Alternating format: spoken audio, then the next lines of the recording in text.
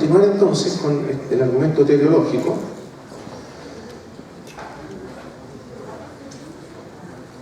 segunda parte.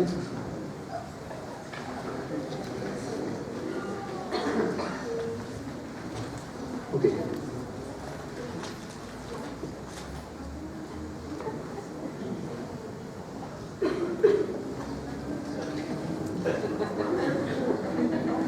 Estoy esperando.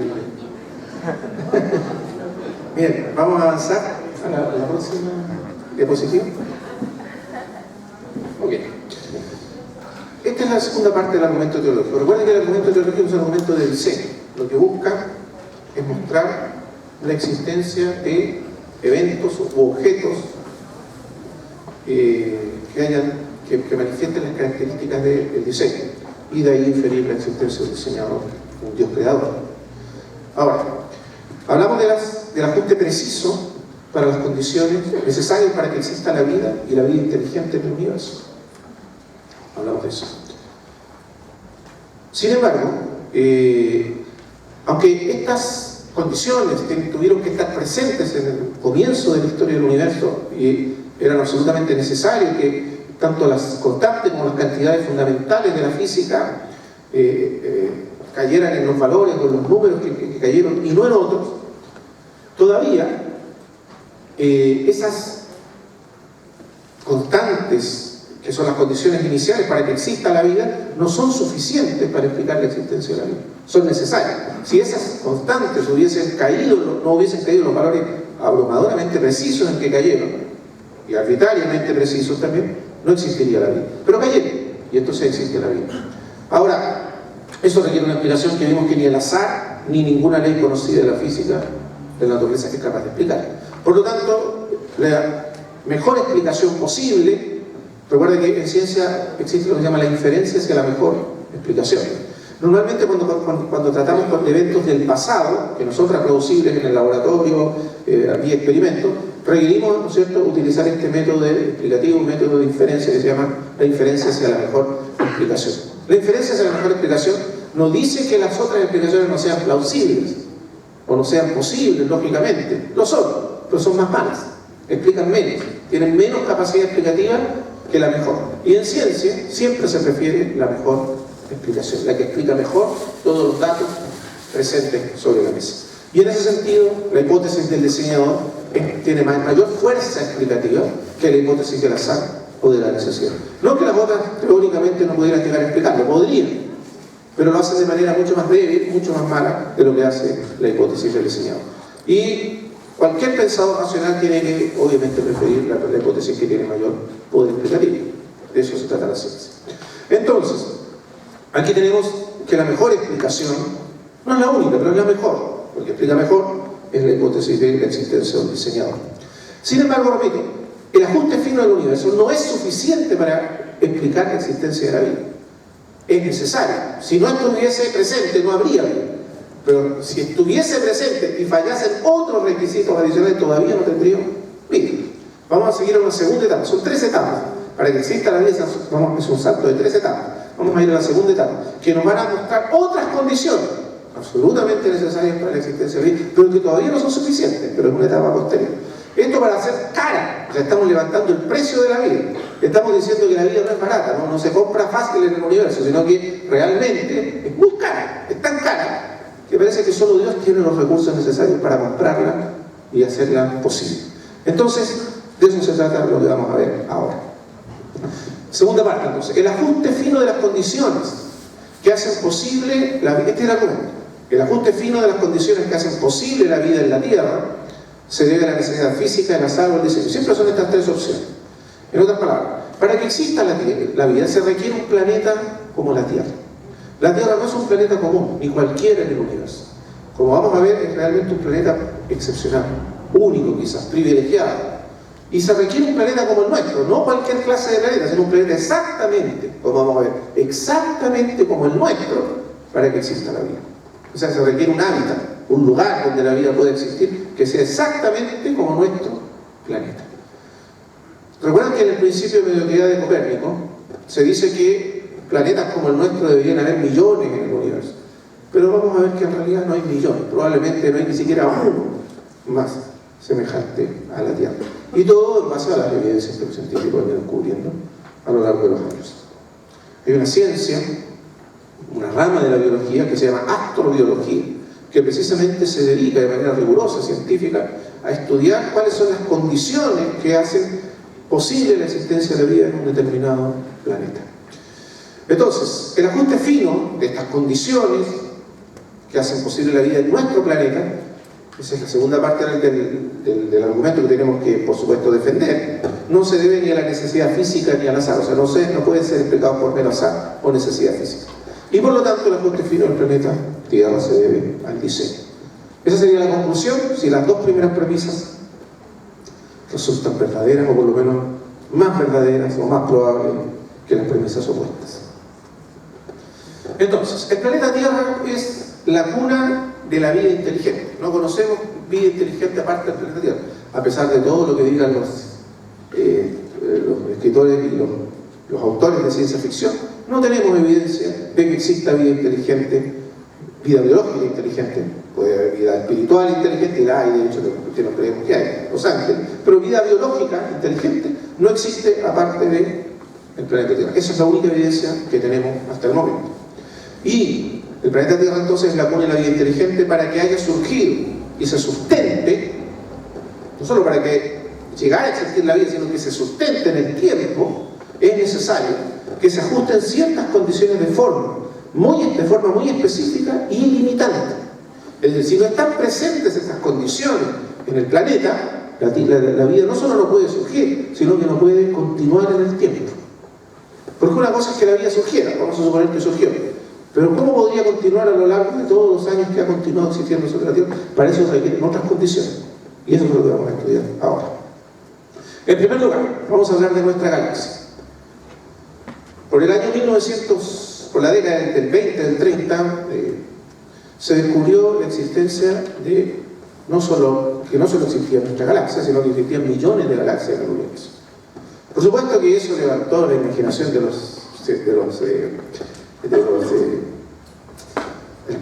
escritores y autores de ciencia ficción hasta unos límites insospechados. O sea, había un universo de posibilidades ¿no es cierto?, especulativas, fantásticas, para imaginar mundos y civilizaciones enteras.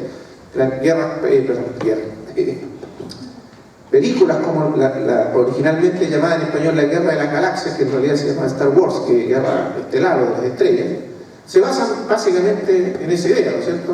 La historia comienza con esas letras, ¿no es cierto?, que dicen hace mucho tiempo en una galaxia muy lejana, y ahí comienza todo el relato. Podría ser, esa es la hipótesis que se levantó.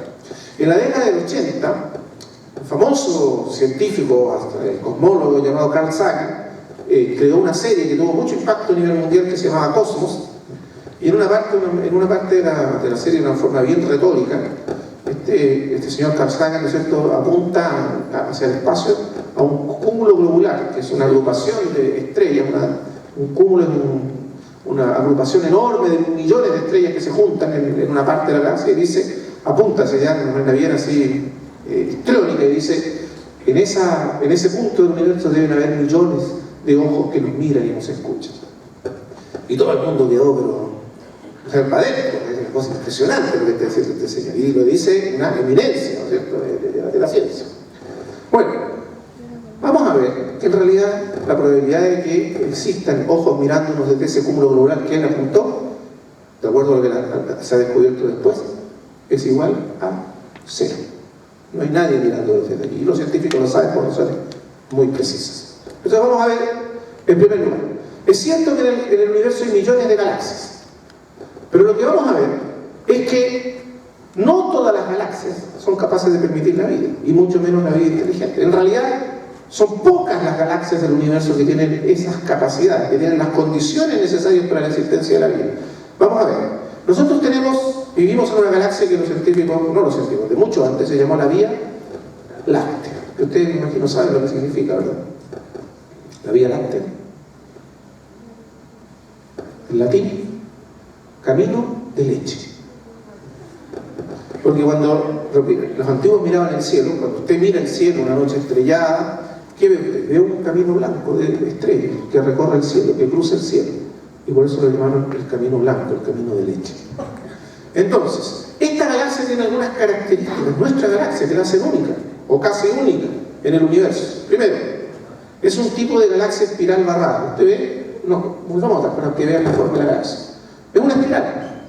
Es una espiral perfecta, que tiene un núcleo. Probablemente el núcleo de la galaxia sea un hoyo negro. La mayoría de las galaxias tienen como núcleo un hoyo negro, que ejerce una gran fuerza gravitatoria, y que hace que la galaxia gire en torno al núcleo como se gira en torno a un eje. Las estrellas entonces giran en torno al núcleo que está en el centro de la galaxia, que probablemente, o muchas razones para pensar que se trata de un hoyo negro, de una gran fuerza gravitacional. Ahora, miren qué interesante lo que los científicos han descubierto, que solo probablemente el 2% de las galaxias del universo son como la nuestra. O sea, ya redujimos drásticamente las opciones. No cualquier galaxia en el universo hay tres tipos de galaxias.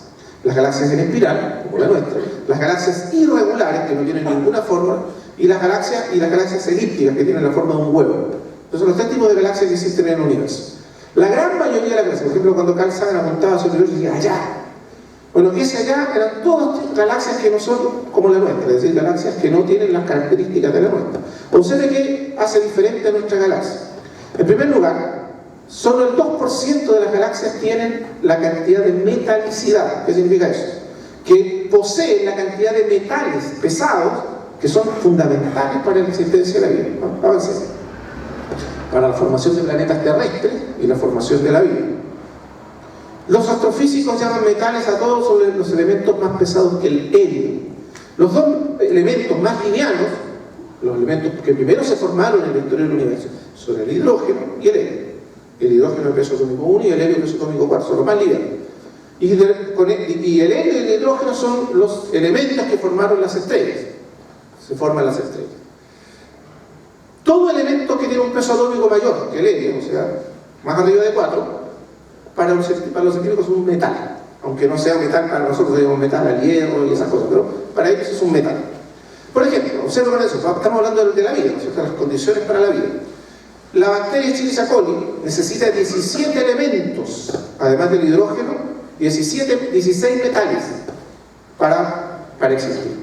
Es decir, se requieren 16 elementos diferentes al hidrógeno y al helio, aunque la bacteria contiene hidrógeno. El hidrógeno es fundamental para la existencia de la vida.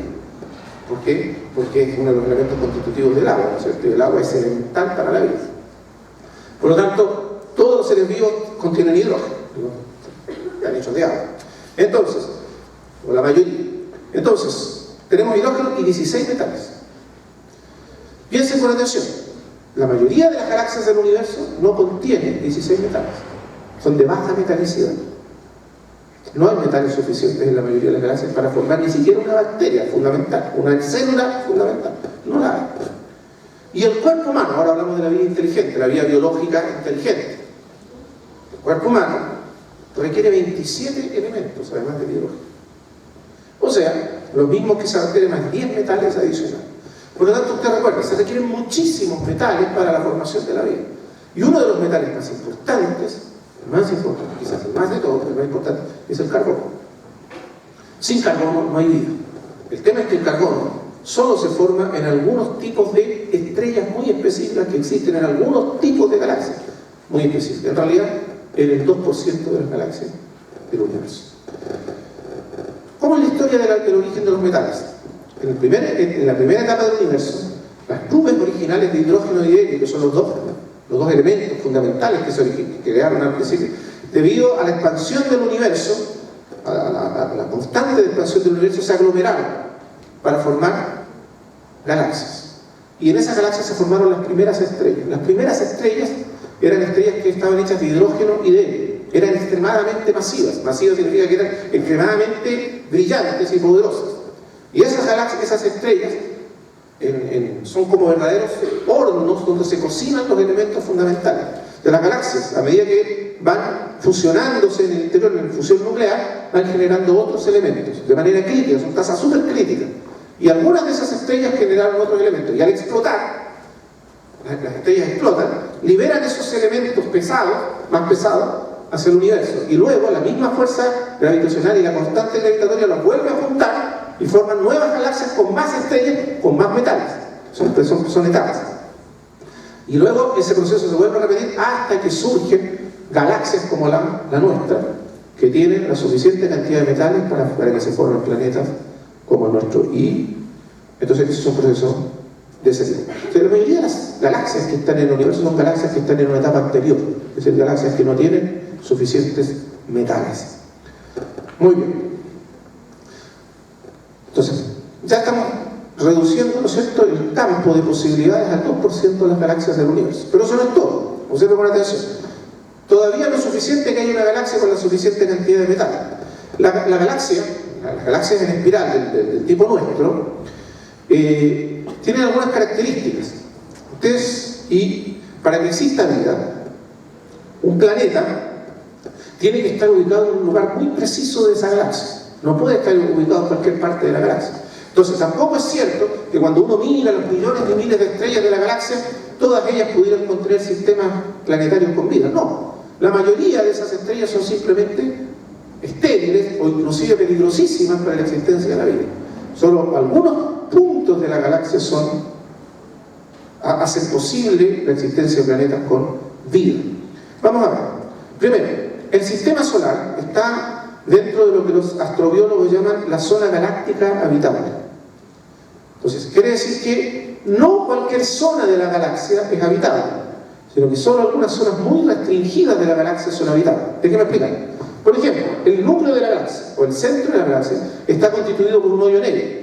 Un hoyo negro genera una fuerza de gravitación de atracción enorme que prácticamente destruye cualquier cosa que se acerca a él. Por lo tanto, no puede estar muy cerca del centro porque obviamente habría sido el peligro de que sea absorbido por el hoyo negro es enorme, y eso significa que es una zona altamente peligrosa. No solo eso, mientras más cerca del núcleo estamos, más grande es la fuerza de gravitación que se ejerce sobre las estrellas. Y entonces esa fuerza de gravitación significa que en el centro de la galaxia las estrellas son más masivas.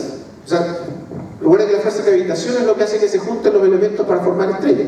Mientras mayor es la fuerza de gravedad que se está ejerciendo, mayor cantidad de elementos se juntan y por lo tanto las estrellas son más grandes, más masivas. Las estrellas masivas tienen la tendencia a explotar como supernovas, es una característica de la estrella. Mientras más masiva es una estrella, más posibilidades hay de que explote como una supernova. Es decir, no son estrellas estables, son estrellas de corta vida, muy grandes, que se consumen, porque mientras mayor es la fuerza de gravitación, la masa de una estrella, mayor es la energía que consume, más rápida es la tasa de consumo de energía, es decir, duran menos. Una estrella es igual que una vela. Usted prende una vela y va a durar todo el tiempo que puede durar la energía almacenada en el centro y luego se apaga. Lo mismo es una estrella, tiene una cantidad de energía limitada para gastar y luego se apaga. Pero las estrellas no se apagan como se apagan las velas. A veces se apagan y se convierten en enanas blancas. Pero si son grandes, si son muy grandes, no se apagan, sino que explotan como una supernova o se convierten en un hoyo negro. Esas son las dos opciones de las grandes estrellas.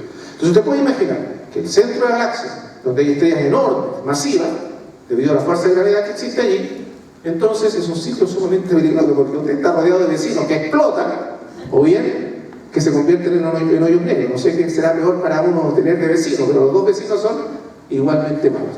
Así que no es un lugar donde la vida pueda existir. Si nos alejamos, vamos a encontrar que usted tiene que la galaxia está organizada en brazos. Ve que hay unas zonas más densas de la espiral que son gruesas y otras zonas que son como más tenues. O sea, esas zonas gruesas son los brazos de la galaxia, los brazos espirales de la galaxia. Allí también hay una alta concentración de estrellas. Ahora, esto es muy importante. ¿Por qué? Porque esos lugares donde tampoco puede existir la vida, donde es muy difícil que la vida exista. La razón es porque mientras más juntas están las estrellas, más cerca las unas de las otras, las estrellas ejercen fuerza de gravedad las unas sobre las otras. Se afectan gravitatoriamente las unas por la cercanía. Y eso significa que los sistemas planetarios que existen dentro de esas estrellas, que los hay, los planetas tienden a tener órbitas extremadamente elípticas. Supongamos que este micrófono es la estrella y aquí alrededor gira un planeta. Si una estrella próxima y otra próxima y otra por acá, cerquita, ¿qué van a hacer? Que los planetas que giran en torno a la estrella tiendan a deformar su órbita y a tener campos de traslación enormes y elípticos. Es decir, hay momentos en que ese planeta va a estar muy cerca de la estrella y en otros momentos de su movimiento de traslación va a estar muy cerca, muy lejos de la estrella. ¿Eso qué significa para el planeta? Es catastrófico. Porque imagínense que la Tierra tuviese una órbita que pasase más o menos por la órbita a la distancia que tenemos del Sol ahora, pero que en algunos momentos llegase a tener una distancia del Sol como la que tiene Júpiter o Marte, solamente Marte. Marte tiene una distancia del Sol que implica que la temperatura promedio sobre la superficie de Marte es inferior a 200 grados bajo cero. Y Venus tiene una distancia del Sol que implica que la superficie promedio la temperatura promedio sobre la superficie es de 500 grados sobre cero. Entonces vea que la distancia de un planeta a su estrella es vital. Por lo tanto, las órbitas elípticas son destructivas para la vida. No puede, porque la vida no puede soportar esos cambios de temperatura de 500 grados a menos 200 grados. No se puede. Entonces, tiene que ser órbita circular. Y las únicas estrellas que tienen planetas con órbita circular son aquellas que están, fíjense ahora ahí hay una flechita que dice Sun, que es Sol en inglés, está en una zona que está entre los brazos de la galaxia. Entre los brazos están más juntas las estrellas, hay zonas donde hay espacios más amplios, las estrellas están mucho más separadas. Y justo en una de esas zonas, ahí está la posición del Sol. Entonces, solo los sistemas planetarios que están en zonas donde no están, las estrellas no están juntas de manera muy densificada, pueden permitir la vida. O sea, vamos acotando el margen. No puede estar en el centro porque es peligrosísimo, no puede estar en los brazos porque las órbitas se alteran. Tiene que estar en ese lugar donde está lejos de las aglomeraciones de estrellas. De hecho, la estrella más cercana de nuestro sistema solar es Alfa Centauro y está a 4 años luz, o sea, está bastante lejos y casi no ejerce ninguna influencia gravitatoria sobre nuestro sistema solar, está muy lejos. Además de eso, observe que es súper interesante, al estar en esa posición el Sol también gira en torno a la galaxia, o sea, el sistema solar entero está girando alrededor del centro de la galaxia. Así como los planetas giran en torno al Sol, el Sol mismo se traslada alrededor de la galaxia. Pero, súper interesante, la posición exacta que tiene el Sol implica que su órbita es de baja excentricidad. O sea, un sistema planetario, para ser viable, la vida tiene que ser de baja excentricidad. ¿Qué significa eso? Otra vez, lo mismo que dijimos antes. Si un sistema gira alrededor de la galaxia, pero no de una manera circular o aproximadamente circular, es decir, siempre recorriendo el mismo camino, sino que desplazándose de una manera aleatoria, a veces pasando cerca del centro de la galaxia, a veces yéndose muy lejos, como pasa en la mayoría de los otros sistemas, eso significa que nuestro Sol tendría la tendencia a visitar zonas extremadamente peligrosas de la galaxia. Y cada vez que el Sol con sus planetas se adentra en una zona peligrosa de la galaxia, porque su órbita lo lleva, a veces más cerca, a veces más lejos del núcleo, del centro, entonces estarían expuestos a eventos terriblemente catastróficos. En las películas de ciencia ficción parece fácil viajar por el universo, pero no. Viajar por el universo es la cuestión más peligrosa que existe para la vida. Porque en el universo no solo hay supernovas, no solo hay hoyos negros, sino que hay explosiones de rayos gamma, por ejemplo, que son más potentes que las supernovas y que son absolutamente destructivas para la vida. Y hay zonas de la galaxia que son ricas en explosiones de rayos gamma. Entonces el Sol tiene que evitar todos esos lugares peligrosos para continuar sustentando la vida en sus ciclos alrededor de la galaxia. Entonces, tiene una órbita de baja excentricidad, está cerca del círculo de corrotación de la Vía Láctea, eso es lo que le permite tener una órbita no excéntrica, es decir, permanente, constante, porque si no sería una órbita que cambia constantemente, lo cual es prácticamente destructivo para la vida. Y entonces está expuesto por esa misma razón, que está lejos de las grandes estrellas, a un número relativamente bajo de eventos de radiación de energía, las llamadas explosiones de rayos gamma. Entonces ya tenemos probabilidades bastante reducidas, acotadas. Ahora observen, en probabilidades, usted tiene que multiplicar probabilidad por probabilidad. Entonces, supongamos que a cada uno de estos eventos le diéramos una probabilidad de 1 en 10, que es bajita, 1 en 10. Pero si a cada uno le damos 1 en 10, tiene que multiplicar luego 10 por 10 por 10, y vamos a llegar a probabilidades bajísimas. ¿Sí? Hay una probabilidad en 10 de que, y es mucho menos, porque si es el 2%, tiene que ser una probabilidad matemática que me ayude. El 2% es una probabilidad en En 50. Es 1 en 50 que sea la galaxia correcta, ¿no es cierto? Después, a cada uno de los otros eventos, de manera conservadora, los científicos le asignan una probabilidad en 10. Pero como son alrededor de 100, las probabilidades se vuelven simplemente imposibles. Entonces, ya tenemos varios eventos. Ahora vamos a fijarnos en el sistema solar. Nuestro sistema solar. ¿Qué pasa con nuestro sistema? El sistema solar tiene 8 planetas en órbitas casi circulares. Ustedes saben que había un planeta que fue excluido de la categoría de planeta. Ahora se quiere ver si se lo incluye de nuevo, ¿no? Que es Plutón. Pero bueno, tiene 8 planetas en órbitas casi circulares. Y muy bien, eso es súper importante. Las órbitas de los planetas los planetas del sistema solar, no son exactamente circulares, son ligeramente elípticas, pero casi circulares, es decir, son prácticamente circulares para todos los eventos. Y eso es súper importante. Recuerden que lo que hace que las órbitas sean circulares es que no hay estrellas próximas que modifiquen o alteren la órbita de los planetas. Tiene un cinturón de asteroides. ¿Ven ahí el cinturón? Esos puntitos ahí. Ese es el cinturón de asteroides que separa los planetas gaseosos de los terrestres. Es decir, los planetas exteriores, que están más allá del cinturón de asteroides, son compuestos en su mayoría en gran parte de gases. Son planetas gaseosos, hidrógeno, helio y otros gases.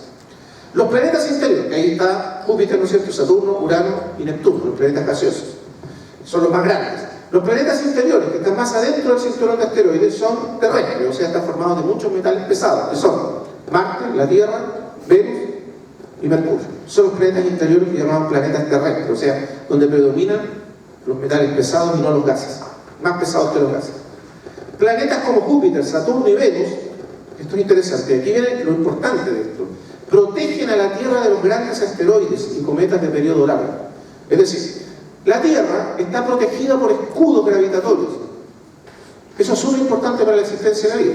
Por ejemplo, los científicos especulan, ¿no es cierto?, que hace 65 millones de años un asteroide golpeó la Tierra. Uno de estos asteroides, probablemente un cometa de periodo largo. ¿Qué es un cometa de periodo largo? Por fuera del sistema solar hay innumerables cometas que giran alrededor del sistema solar y que de vez en cuando entran en el sistema solar y avanzan, atraídos por la fuerza de gravedad del Sol, avanzan hacia dentro del sistema solar. Entonces, cualquiera de esos cometas que golpeara la Tierra significaría la extinción de la vida. De hecho, los científicos especulan que hace 65 millones de años un asteroide enorme golpeó la Tierra, probablemente en el Golfo de México, y extinguió a los dinosaurios. Y así se piensa que otros eventos catastróficos de extinción en la historia de la vida fueron causados por asteroides. Pero ese porcentaje teórico de asteroides que golpea la Tierra es ínfimo comparado con lo que realmente golpearía la Tierra si estos escudos gravitatorios no existieran. En otras palabras, constantemente esos cometas penetran en el sistema solar.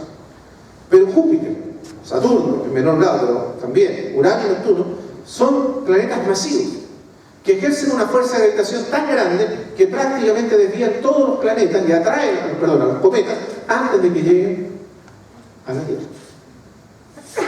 De hecho, en el año 2000 y tanto fue detectada la trayectoria de un cometa, Shoemaker-Levy se llama, que venía directo a la Tierra. O sea, si venía directo a la Tierra a golpear la Tierra en su trayectoria. Pero Júpiter se interpuso, atrajo el planeta, el cometa, y lo destruyó. Son escudos gravitatorios. Si la Tierra, presta atención, si la Tierra no poseyese esos escudos gravitatorios que la protegen, no sería viable para la Tierra. Simplemente como eso. ¿Sí? Un planeta que no está protegido por estos gigantescos planetas que funcionan como escudo no es viable para la vida. Entonces, producimos las probabilidades. Necesitamos grandes planetas que nos protejan de los eventos de este tipo. Después, sigamos. Nuestra estrella es común. Cuando usted mira al Sol, usted dice una estrella común y corriente. Si ustedes lo buscan en YouTube, hay un video súper interesante que muestra la proporción del tamaño del Sol respecto a otras estrellas del universo. Es muy pequeñito comparado con las grandes estrellas del universo. Pero lo pequeño no le quita, lo cortés no quita lo valiente, dice el dicho. Es decir, será pequeño, pero es único.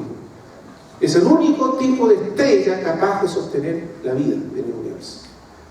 Y eso es increíble. ¿Por qué? Porque este tipo de estrellas solo existe un 1% en todo el universo. No hay muchas estrellas como el Sol. Vamos a ver por qué. Los científicos dicen que el Sol es una estrella de tipo G2, B o 5 en secuencia principal. Una palabra bien técnica que ustedes pueden decir, mire, el Sol es una estrella G2 de secuencia principal. ¿Qué significa eso? Vamos a ver. Se estima que el 1% de las estrellas del universo es de este tipo. Es una estrella pequeña, lo que algunos llaman una estrella enana. Es una estrella más bien pequeña, pero tiene algunas características únicas. En primer lugar, aquí no está todo, pero lo voy a ir diciendo. El Sol es una estrella de luz amarilla. Ese es el tipo de luz que emite el Sol, es una luz amarilla. Eso es muy importante para la vida. ¿Por qué? Porque la mayoría de las estrellas que están en el universo son de luz azul. Las estrellas masivas generan luz azul. Y las estrellas, y la otra gran cantidad de estrellas, las más comunes en el universo son las llamadas estrellas rojas, que emiten luz roja. Entonces, o se cargan hacia el espectro azul o hacia el espectro infrarrojo. Pero la vida, fundamentalmente la vida vegetal, necesita luz amarilla, porque es lo que hace más eficiente la fotosíntesis. Si hay mucha luz azul o si hay mucha luz roja, entonces la fotosíntesis es infinitamente menos eficiente y por lo tanto no hay vida. O hay vida muy básica, no la vida que conocemos hoy día. Entonces se requiere una estrella de luz amarilla, y eso es una característica del Sol. No cualquier estrella ni cualquier tipo de luz le sirve a la vida. Además, el Sol está dentro del rango de masa más favorable a la habitabilidad. Es decir, esto es súper importante. El tamaño de una estrella determina la fuerza de gravedad de la estrella. Cuanto más grande es una estrella, más fuerza de gravedad ejerce. Hay varios factores aquí que se tienen que unir. Primero, la estrella no puede ser muy masiva. ¿Recuerdan por qué? Porque tendría una fuerza de gravedad muy grande y eso haría que consumiese demasiado rápido su energía. Pero no solo eso. Al consumir muy rápido su energía, produce mucha más luz, mucho más calor de lo que genera una estrella amarilla como el Sol. Eso significa que cualquier planeta que esté muy cerca de la estrella sería simplemente abrazado por el calor de la estrella. Pero si el planeta estuviese lejos, para tener la cantidad suficiente de luz, tendría que estar mucho más lejos, pero eso significaría también que ese planeta estaría en una posición gravitacional respecto a la estrella que genera otras dificultades que vamos a ver más adelante, que tiene que ver con la zona de habitabilidad de un planeta. Entonces, el planeta tiene que estar a una distancia correcta de la estrella y tiene que recibir la cantidad correcta de calor y de luz de la estrella. Si no, no sirve, no funciona para la vida. Entonces, fíjense bien, la cantidad de energía emitida por unidad de tiempo es estable. Esto es una cosa muy interesante de la Tierra, del Sol. El Sol produce una cantidad de luz estable a lo largo de los miles y millones de años de existencia. No cambia. Siempre está generando la misma cantidad de luz y la misma cantidad de calor. Es súper estable. Ahora imagínese usted lo que sería vivir cerca de una estrella que cambia constantemente de energía. O sea, de repente emite mucha energía y de repente poquita.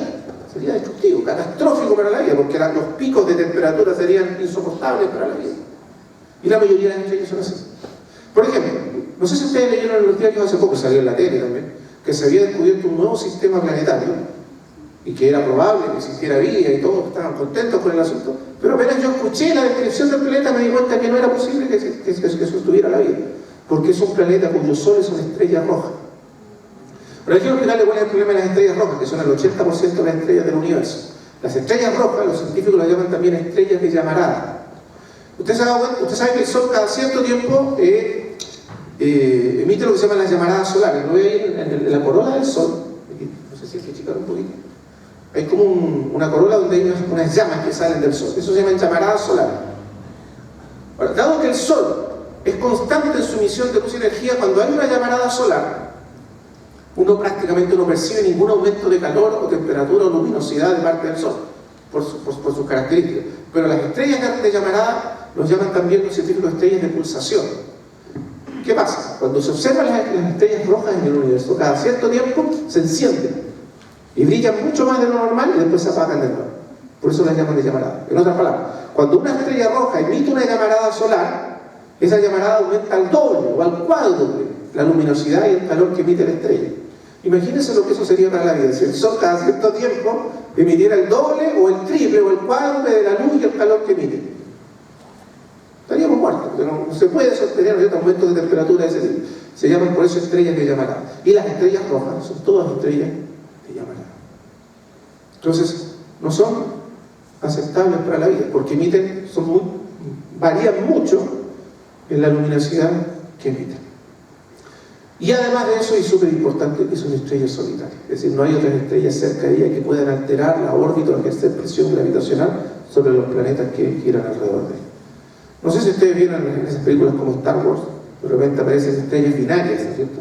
Y uno está en un planeta y mira el cielo y hay dos soles. Bueno, eso podrá ser lindo para, en términos de la fantasía del asunto, pero en términos reales es inviable para la vida. Dos estrellas juntas son simplemente... Las órbitas de los planetas serían tan excéntricas, tan aleatorias, que sería imposible que existiera la vida en esos planetas. Vamos a ver más adelante por qué. Pero esas son las características que hacen de nuestro Sol una estrella única. Vamos a centrarnos ahora en nuestro planeta, la Tierra. ¿Qué tiene de excepcional nuestro planeta?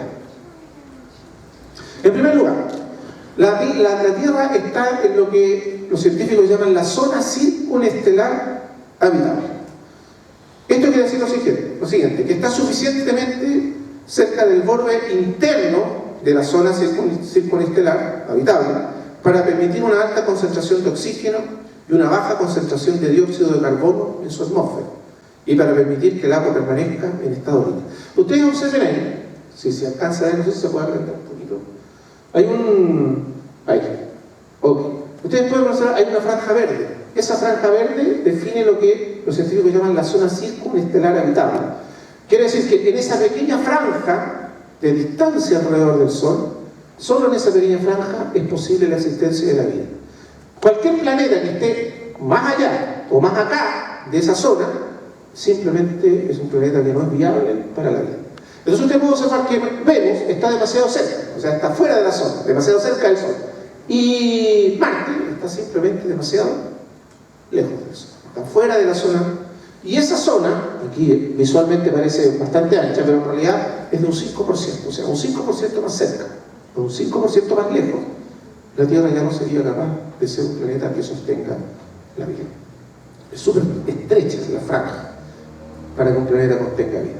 Entonces, ¿por qué? Porque si está demasiado cerca, recibe demasiada luz, recibe demasiado calor, la temperatura aumentan los gases de tipo dióxido de carbono y se produce un efecto invernadero incontrolable, que es lo que le pasa a Venus.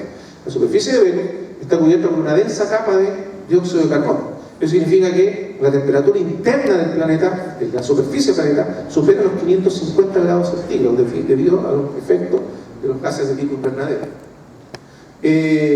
Mientras que Marte, que está más lejos, simplemente,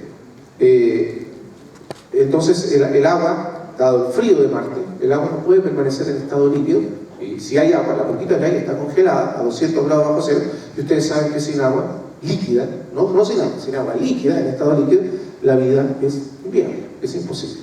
Entonces, tiene que tener la distancia exacta para tener la temperatura exacta que permita que el agua se mantenga en estado líquido, porque el agua en estado líquido es fundamental para la vida. No solo ustedes no piensan en el mar, donde los peces nadan, ¿no? El agua constituye el 80 o 70% de los organismos biológicos. O sea, si nosotros viviéramos a esa temperatura estaríamos congelados, no podríamos existir. Y el agua es el gran, tiene las características que permiten disolver y transmitir todos los elementos y los componentes necesarios para la vida. Entonces, tiene que haber agua en estado líquido. En Venus, el calor es tan alto que obviamente el agua está evaporada o no existe. Y en Marte estaría congelada. Muy bien. Entonces, ahí ustedes pueden ver que obviamente no cualquier planeta ni a la descripción que tiene que estar no solo en el tipo correcto de Sol o de estrella, sino que a la distancia correcta del Sol.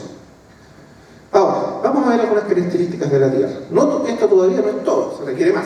En primer lugar, además, adicionalmente, la corteza terrestre consta de 15 placas tectónicas mayores que están en constante movimiento. Esto es una característica que hace la Tierra un planeta bastante único. Ningún otro planeta del sistema solar tiene placas tectónicas. ¿Qué significa placas tectónicas? Que la corteza terrestre es extremadamente delgada. Claro, para uno puede parecer increíblemente gruesa, porque somos pequeñitos, pero desde el punto de vista del planeta es muy delgadita, es como una cáscara de una capita de cebolla, de lo delgadita que es. Y no es una sola corteza fija, sino que está puesta sobre un manto, ¿no es cierto?, de roca líquida, en estado líquido, que permite que esas placas se muevan, interactúen unas con otras. Ahora, ¿por qué es tan importante? Porque esa tectónica de placas es responsable de un sinfín de ciclos vitales para la vida. Si el planeta no tuviese esa tectónica de placas, esos ciclos no existirían y la vida no podría existir sobre la Tierra. O sea, la tectónica de placas recicla el carbono, por ejemplo. El carbono es vital para la vida. El carbono es el elemento fundamental de la vida porque es el elemento que es capaz de asociarse químicamente con la mayor cantidad de elementos y por lo tanto generar las macromoléculas que son necesarias para la vida, como el ADN y las diferentes proteínas. Solo el carbono tiene esa capacidad de asociación química para generar las macromoléculas fundamentales para la vida. Por lo tanto, sin carbono no hay vida. Pero ¿qué pasa con el carbono? Observen, la tectónica de placas permite que el carbono se recicle. El carbono es quitado de la atmósfera y digerido por las bacterias en el suelo, en el interior del planeta, desde donde puede ser devuelto a través de la actividad volcánica y mezcla elementos químicos esenciales para los organismos vivos. No solo el carbono, hay una serie de otros elementos químicos que son esenciales para la vida. Usted sabe que una gran parte de la superficie del globo terrestre está cubierta de agua. Producto de la lluvia, del proceso de la lluvia y de la erosión, esos elementos primero que están en la atmósfera son traídos a la Tierra, son absorbidos por los seres vivos, pero luego cuando los seres vivos mueren, y a través del proceso de las lluvias, por los ríos, son llevados al mar. Y en el mar, dado que son más pesados que el agua, se hunden en el fondo del mar. Ahora, si no hubiera placas tectónicas, hace millones y millones de años todos esos elementos estarían en el fondo del mar, inutilizables para la vida. ¿Pero qué ocurre? Al haber tectónica de placas, esos elementos son introducidos debajo de la corteza, se meten en el manto, y desde el manto vuelven a salir a través de los volcanes. Y cuando los volcanes hacen erupción, vuelven a arrojar a la atmósfera y a la Tierra todos los elementos reciclados para que sean útiles otra vez para los seres vivos. Es un proceso constante de retroalimentación. Así que cuando usted ve un volcán, no diga qué cosa terrible el volcán. Si no hubiese volcanes, la vida no podría continuar existiendo sobre la Tierra. Los volcanes son los grandes recicladores de la vida. Por eso las regiones volcánicas son más verdes que las regiones no volcánicas. Usted va para el sur y va a esas regiones volcánicas, ¿qué va a ver? Un verde exuberante. Eso es producto de los volcanes. Los volcanes reincorporan sobre la corteza terrestre todos aquellos elementos fundamentales para la vida, incluyendo el carbono y un montón, muchos más. Entonces, tectónica de placas. Un planeta sin tectónica de placas no tendría la capacidad de reciclar esos elementos fundamentales para que la vida continúe existiendo sobre la Tierra. Se habría extinguido la vida un poquito después de que comenzó a existir. Entonces, además, la geología dinámica regula la temperatura interior del planeta y mantiene el núcleo de hierro en un estado semifundido. Es súper importante. Como la Tierra tiene movimiento sobre su corteza, entonces eso hace que hacia el interior de ella se mantenga, el núcleo de la Tierra se mantenga en un estado caliente, no se haya enfriado todavía está caliente. Al estar caliente, el hierro, se cree que el núcleo de la Tierra es de hierro. Y alrededor del núcleo hay un manto o una capa de hierro fundido por el calor de la Tierra. Esa capa de hierro fundido es fundamental para la vida en la Tierra. ¿Por qué razón? Porque cuando la Tierra gira, el núcleo, como está líquido, gira también. No el núcleo, sino que lo que está alrededor del núcleo, el manto de hierro fundido alrededor del núcleo, gira alrededor del núcleo porque está fundido. Es como una licuadora, ¿no es cierto? Usted enciende la licuadora, al girar, el líquido gira. Entonces el líquido que está en la Tierra, el hierro líquido, gira. Y al girar, se convierte en un verdadero dínamo. Y al convertirse en un dínamo, genera un cinturón magnético alrededor de la Tierra. Y al generar un cinturón magnético, que se llama el llamado cinturón de Van Halen, protege a la Tierra de la radiación y el viento solar. Miren, aquí lo tenemos descrito. El núcleo de hierro fundido y la rotación terrestre generan unos cinturones electromagnéticos radioactivos que protegen a la atmósfera de las emisiones del viento solar. Aquí tenemos una pequeña... El viento solar es esto amarillo. Ahí está el Sol. Ahí está el cinturón en esas ondas azules. Ese es el cinturón magnético de la Tierra. El viento solar es una llamarada solar. Y fíjense lo que hace el... ¿Vieron? Funciona como un escudo que evita que el viento solar alcance la Tierra. ¿Por qué eso es tan importante? ¿Qué es el viento solar? Cuando hay una llamarada solar, se expande una ola de energía, de luz, ionizada, de alta carga energética, que avanza. Si la Tierra no tuviese un cinturón de Van Helden, esa radiación solar golpearía la Tierra directamente. ¿Qué significa eso? No sé si ustedes vieron una película, como siempre recuerdo al cine, porque el cine les gusta ejemplificar esto. Hay una película que vieron hace poco, que mostraba que en algún momento, por alguna razón desconocida, la Tierra perdía su cinturón magnético, se desaparecía, y entonces el viento solar alcanzaba la Tierra. Lo que ocurría es que todos los seres vivos empezaban a explotar en llamaradas, porque efectivamente es posible que si el viento solar alcanzara la Tierra directamente sin el cinturón de Van Helden, podrían subir a picos de 300, 400 grados de temperatura de manera fulminante, y eso por supuesto es absolutamente destructivo para la vida. Entonces, ¿qué ocurre? El cinturón de Van Helden protege a la Tierra de esas llamaradas solares, y lo que hace es que conduce esos iones cargados energéticamente, los conduce por los polos. Ve que usted se fija que en los polos el cinturón entra, los campos magnéticos entran hacia los polos. Entonces, cuando los viajantes antiguos iban hacia el norte, veían las famosas auroras boreales, que son como mantos de luz que caen sobre la Tierra. Esos son llamaradas solares, absorbidas por el cinturón de Van Helden, canalizadas hacia los polos. Entonces caen en un lugar donde no le hacen daño a nadie, en los polos. Si la Tierra no tuviese un líquido de hierro que gira y que genera un cinturón magnético, la vida de la Tierra estaría tremendamente expuesta a ser destruida por las llamaradas solares, por el viento solar. Observe que interesante, o sea, hasta ese punto la Tierra no es un planeta común. ¿Cuántos planetas en el universo tendrán la probabilidad de poseer un centro de hierro que genera un cinturón magnético que la proteja de las llamaradas solares de las estrellas? Muy remotamente probable que otro planeta sea como la Tierra. Pero no solo eso, la Tierra tiene una atmósfera única. La atmósfera de la Tierra es la capa gaseosa que asegura un clima templado y nos protege de la radiación solar. Observen que el Sol, aunque es extremadamente beneficioso para la vida y necesario, vital, también es peligroso. Entonces, la Tierra está a la distancia exacta, recibe la cantidad exacta de luz y de calor que requiere del Sol, pero a la vez tiene que protegerse del Sol. Y para protegerse requiere un cinturón magnético y a la vez requiere una atmósfera con ciertas características que impidan que la luz del Sol o la radiación solar destruya la vida. Entonces protege a la vida con esta atmósfera. Nuestra atmósfera es una mezcla de nitrógeno en un 78%, de oxígeno en 21% y carbono en un 1%, que es la combinación correcta de gases para garantizar la liquidez del agua y la vida compleja.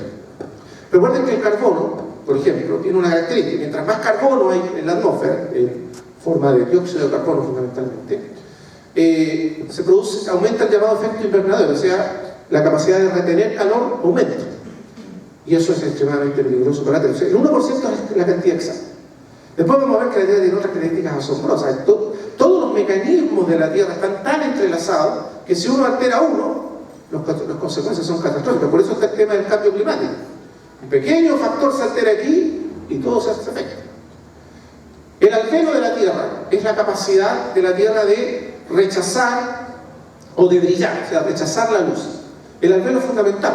La Tierra no puede absorber cualquier tipo de luz. Por ejemplo, los rayos ultravioleta son dañinos para la vida y tienen que ser rechazados hasta cierto punto. Los rayos, diferentes tipos de bombardeo, por decir, de radiación cósmica, tiene que ser rechazada, y entonces la Tierra tiene la capacidad, debido a su atmósfera, de absorber la cantidad correcta de calor.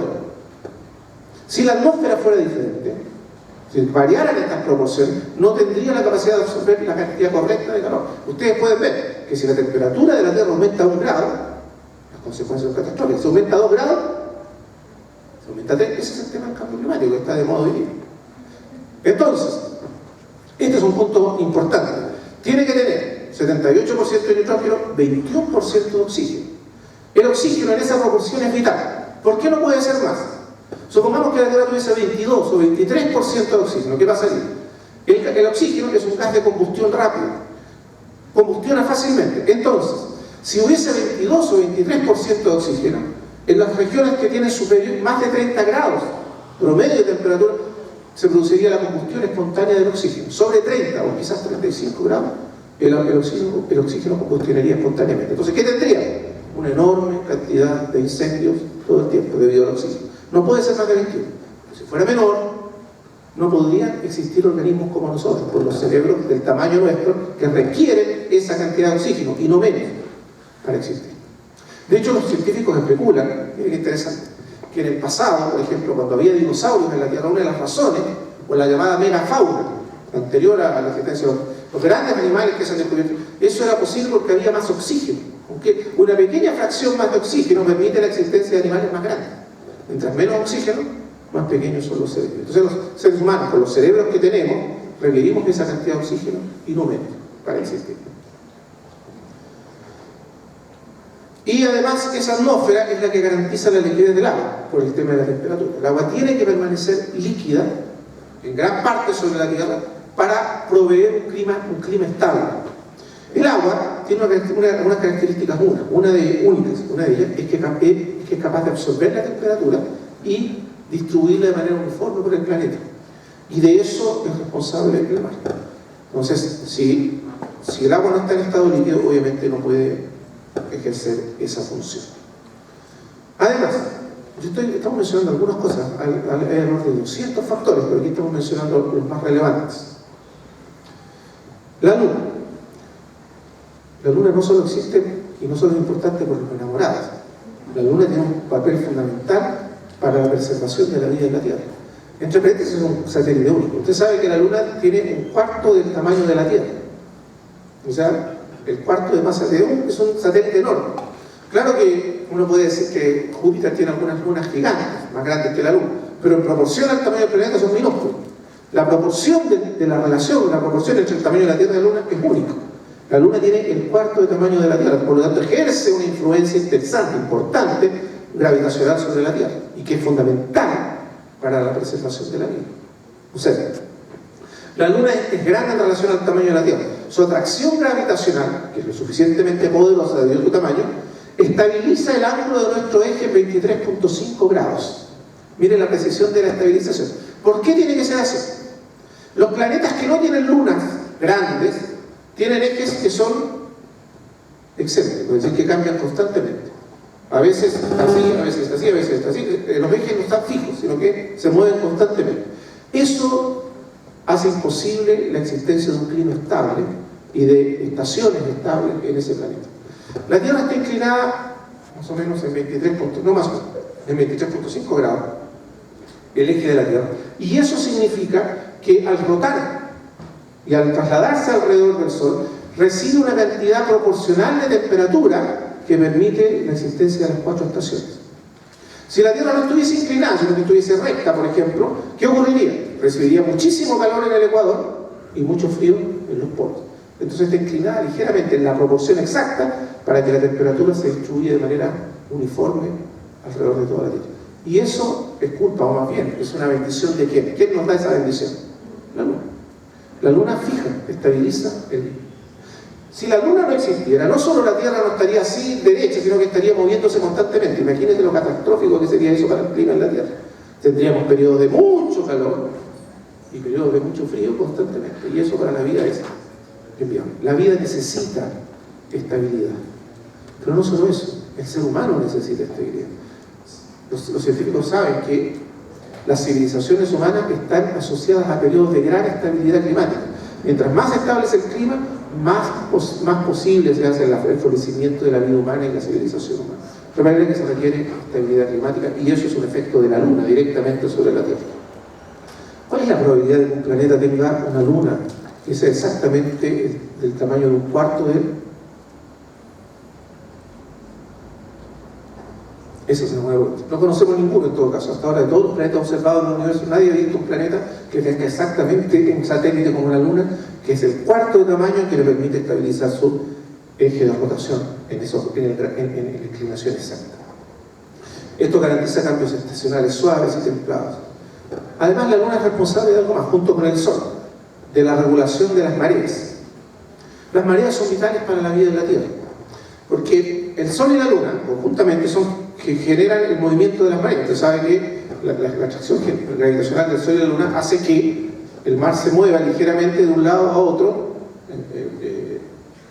respecto a la Tierra, y eso hace que se generen las llamadas corrientes oceánicas. El movimiento constante del mar genera corrientes oceánicas. La corriente de Humboldt, la corriente del Golfo, la corriente de Humboldt que pasa por nuestras costas y hace que nuestra agua sea fría, la corriente del Golfo que hace que toda la zona del Caribe sea tibia. Son corrientes cálidas y frías. ¿Qué significa una corriente cálida y fría? Que son distribuidores de temperatura por la Tierra. La corriente del Golfo, la corriente de Humboldt toma el agua fría del polo y la lleva hacia el norte, y hacia el centro y hacia el norte, y entonces se enfría la temperatura de la Tierra. Y la corriente del Golfo, que es cálida, toma las aguas cálidas del Ecuador y las lleva hacia abajo y enfría la temperatura. ¿Cuál es el efecto de todo eso? Que la Tierra se templa. La temperatura de la Tierra es templada. Si no hubiese mareas y no hubiese corrientes, la Tierra, el Ecuador sería extremadamente caliente y los polos, no los polos, más o menos, desde España o Francia hacia el norte, la Tierra estaría congelada, y desde Perú hacia el sur estaría congelada completamente. De Chile estaría un país congelado. Ese sería el efecto de la no existencia de las mareas y las corrientes oceánicas. Entonces, las corrientes oceánicas y las mareas distribuyen uniformemente la temperatura en la Tierra y permiten la existencia de cambios estacionales suaves y templados.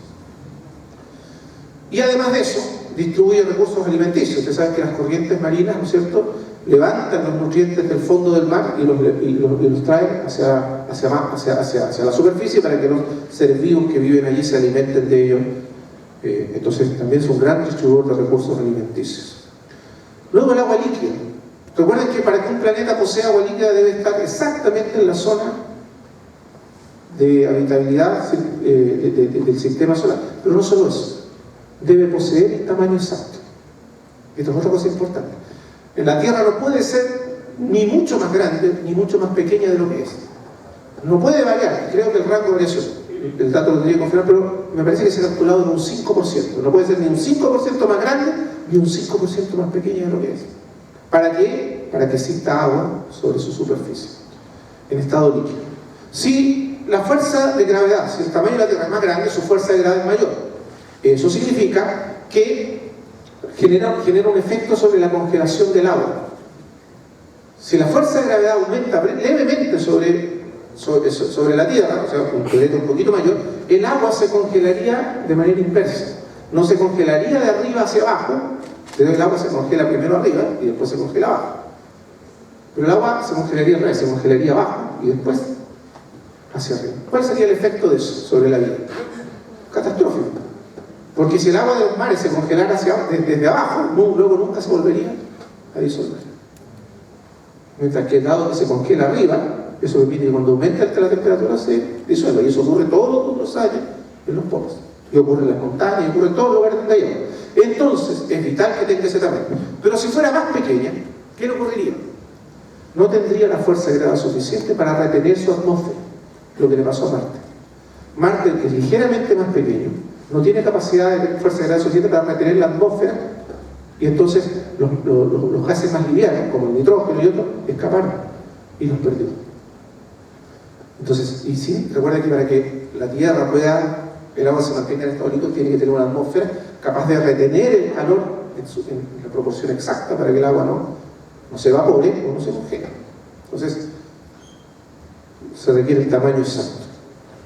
Entonces, ahí están los atributos del agua: habilidad para disolver y transportar nutrientes, minerales, sedimentos, por eso tiene que estar líquida, alto calor específico. Recuerden que el agua se congela a 0 grados y se diluye o se evapora a 100 grados. Eso significa que el rango de temperatura que es admisible para que el agua se mantenga en estado líquido es bajo. Y eso tiene que ver con el tamaño y tiene que ver con la distancia y con el tipo de atmósfera que posee un planeta. Muy bien. La razón por la cual, aquí está la explicación más exacta, se cristaliza al congelarse. Y para que el agua se cristalice de manera correcta y disminuya su densidad, se requiere la fuerza de gravedad exacta en el planeta donde existe el agua. Entonces, el ajuste fino de las condiciones que hacen posible la vida en la Tierra se debe a la necesidad física, al azar o al diseño. ¿Cuántos planetas, cuántas galaxias, cuántas estrellas existen en el universo? Millones, miles de millones. Pero ya vimos que no cualquier planeta, no cualquier galaxia, cualquier estrella. Entonces, si multiplicamos las probabilidades, vamos a llegar a un número que supera la cantidad de planetas, estrellas y galaxias en el universo. En otras palabras, el universo no tiene los recursos probabilísticos, meramente probabilísticos, para generar por azar un solo planeta similar a la Tierra. Uno solo. Así que, lejos de ser un planeta común y corriente en el universo, nuestro planeta es único, privilegiado. Tiene características que lo hacen único, no solo para la vida, sino para la vida inteligente.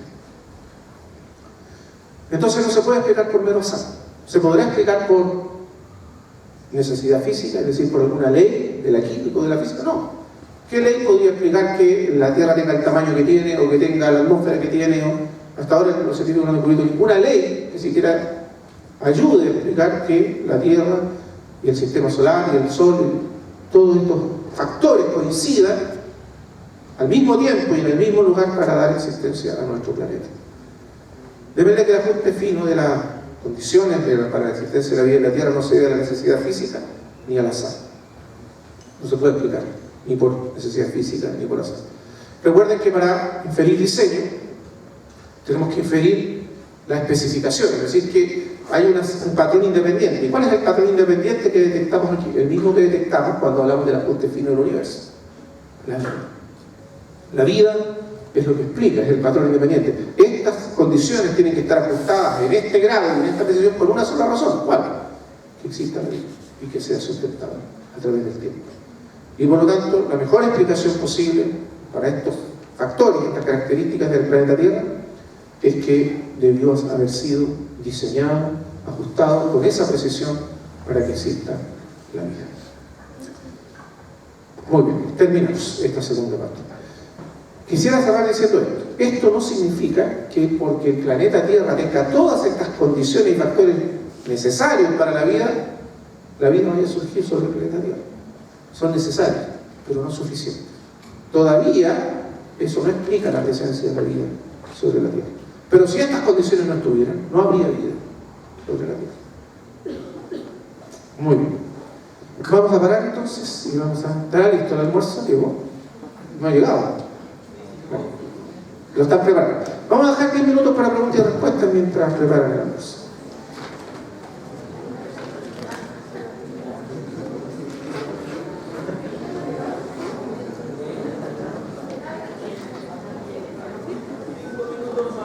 Ya. ¿Quién quiere hacer alguna pregunta?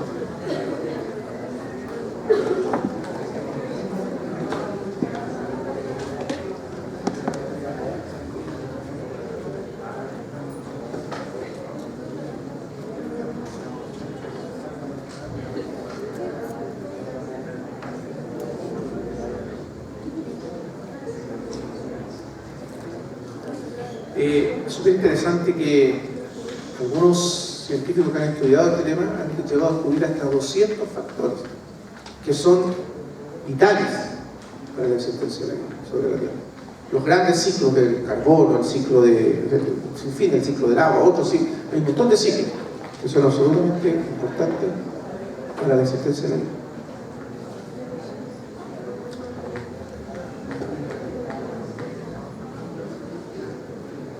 ¿Preguntas? Sí. Estas condiciones para que pueda haber vida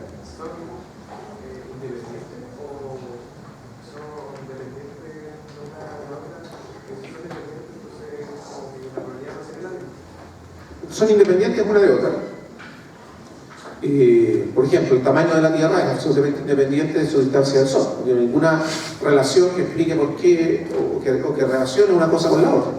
El tamaño de la distancia.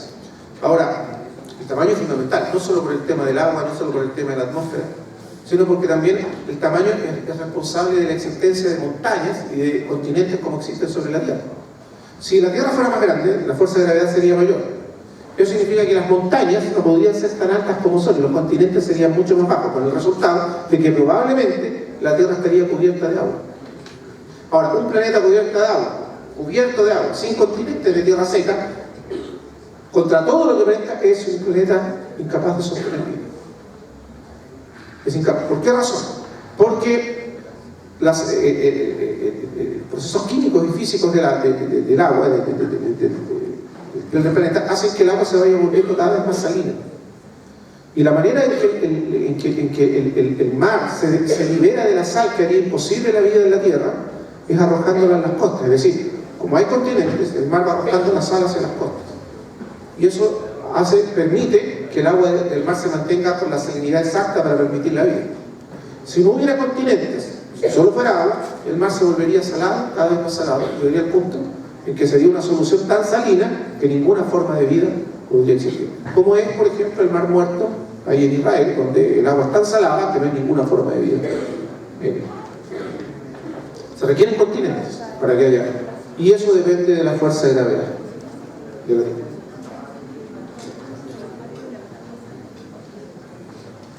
Ya. Sí, aquí Javi me da una idea que sería bueno. Vamos a terminar esta parte mostrando una herramienta que diseñó un matemático y filósofo norteamericano llamado William Dembski, llamada el filtro de Dembski, que sirve para detectar el diseño, es decir, cómo podemos detectar cuando algo, un evento, un objeto, ha sido diseñado y no es meramente producto del azar o la necesidad, y que lo podemos aplicar a todos estos elementos. Entonces vamos a ver esto y ahí terminamos, ya estamos terminando la idea. Después todo este material va a estar disponible en la página para que ustedes lo consulten y lo estudien. Este es el filtro explicativo de Dembski. Este filtro lo que busca es determinar o establecer si un evento puede ser atribuido a la necesidad, en este caso una ley física o química, al azar o al diseño. Y es un filtro que pasa por 3 etapas. Observen. Lo primero que tenemos que preguntarnos frente a cualquier evento, vamos a poner un ejemplo, el ajuste de las condiciones para la vida en la Tierra. Ese es el evento. Esta cantidad de factores que tienen que haber sido ajustados en este grado de precisión para que la Tierra pueda sostener la vida. Entonces, la primera pregunta que nos hacemos, ¿es contingente? Es decir, ¿pudo haber sido de otra manera o no? O sea, la Tierra pudo haber tenido un tamaño diferente, pudo haber tenido una atmósfera diferente, pudo haber estado a distancia diferente del Sol, pudo haber sido otro tipo de estrella, otra posición en la galaxia. Eso significa contingencia o necesidad. Si no pudo, o sea, si necesariamente tenía que ser del tamaño que posee, necesariamente, y no había otra opción, quiere decir que estamos frente a la acción de una ley de la naturaleza. Por ejemplo, si yo tomo este vaso y lo dejo caer, ¿qué va a ocurrir? Necesariamente. Siempre va a ocurrir lo mismo. Va a caer. ¿Hay alguna posibilidad de que no caiga? Entonces, cuando no hay ninguna posibilidad de que el evento ocurra de otra manera, sino que siempre tendría que ocurrir de la manera en que ocurrió, estamos frente a una necesidad. Y esa necesidad solo puede ser explicada porque hay alguna ley física que está trabajando para producir siempre el mismo efecto. Los científicos, en el caso de las condiciones para la vida en la Tierra, no conocen ninguna ley que obligue a que necesariamente la Tierra tenga esas características y no otras. Porque de hecho existen millones y millones de planetas y estrellas con otras características en el universo. De manera que es un evento contingente, no es necesario. No se puede explicar por una ley física. Por lo tanto, pasamos a la segunda etapa del filtro y nos preguntamos, ¿es complejo? ¿Qué significa que es complejo? Que es altamente improbable. Complejidad significa baja probabilidad. Es altamente improbable que ocurra. Y ya vimos que efectivamente la probabilidad de que un evento como el de la Tierra, como la existencia de la Tierra, llegue a existir es bajísima. Es inferior al número de estrellas y planetas que existen efectivamente en el universo. Entonces, si la respuesta es no, o sea, no es un evento complejo, entonces puede ser atribuido meramente al azar. Pero si es un evento complejo, o sea, altamente improbable, todavía no quiere decir que pueda ser atribuido al diseño, porque todavía desde el punto de vista probabilístico podría ocurrir remotamente, aunque sea muy imposible, pero puede llegar a ocurrir por probabilidad que un evento sí ocurra. Entonces, ¿qué es lo que nos permite en un evento de baja probabilidad, es decir, remotamente probable, determinar si es azar o diseño? Entonces, tercera pregunta, esta es un evento especificado. ¿Qué quiere decir especificado? Que corresponde a un patrón independiente del evento mismo, que apunta, vamos a decir así, hacia un patrón que es independiente del evento mismo. En este caso, ¿cuál sería el patrón? La vida. La vida. Porque es imposible que un evento ciego de la naturaleza, puramente azaroso, esté buscando como resultado producir la vida. Entonces, cuando uno observa que el patrón independiente es la vida, para existir requiere que todos estos factores se cumplan, ese es el patrón independiente, y resulta que este evento cumple todos los requisitos que uno pudiera definir independientemente del evento, entonces estamos frente a un evento que ha sido, a un objeto que ha sido diseñado. Entonces, este es el filtro explicativo que sirve para analizar cualquier evento que uno con el cual uno pudiera encontrarse. Hace años atrás, ustedes saben que la NASA tiene un programa que se llama SETI, que significa Búsqueda de Vida Inteligente, en otros términos, y han gastado miles de millones de dólares en este programa. Precisamente va basado en la idea de que la vida es algo común, barato, fácil de hallar en el universo, y lo creen tan a fondo, están tan convencidos, que han gastado miles de millones de dólares en un programa de búsqueda de vida extraterrestre. Básicamente consiste en apuntar gigantescos radiotelescopios hacia el universo, diferentes zonas del universo, esperando recibir alguna señal una señal de tipo algún tipo de onda de radio que les permita detectar la presencia de vida inteligente. ¿Qué tipo de señal sería esa?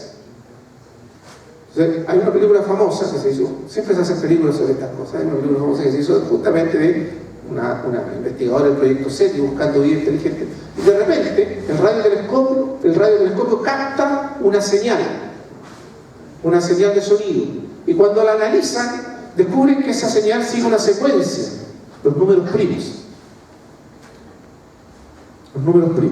Ahora, inmediatamente llegan a la conclusión de que ese es un mensaje de alguna forma de vida inteligente. ¿Por qué razón?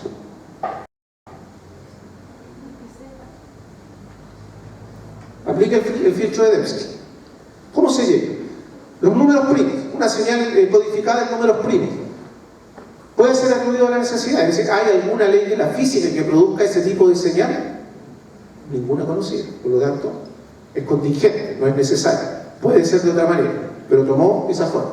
Entonces pasamos al segundo paso. No es necesidad. Azar. Es complejo, es altamente complejo, porque una secuencia de números primos es una secuencia compleja, contiene mucha información, en otras palabras, es muy compleja. Por lo tanto, no puede ser explicado por el azar en esta primera etapa. Pero todavía, siendo complejo, ¿se podría atribuir al azar? Sí, si no estuviese especificado. Ahora, ¿qué es lo que especifica una señal de números primos? Algo tan sencillo. ¿Saben cuáles son los números primos, entre paréntesis? A ver, ¿quién, profesor? A ver, Ricky, ilústrenos.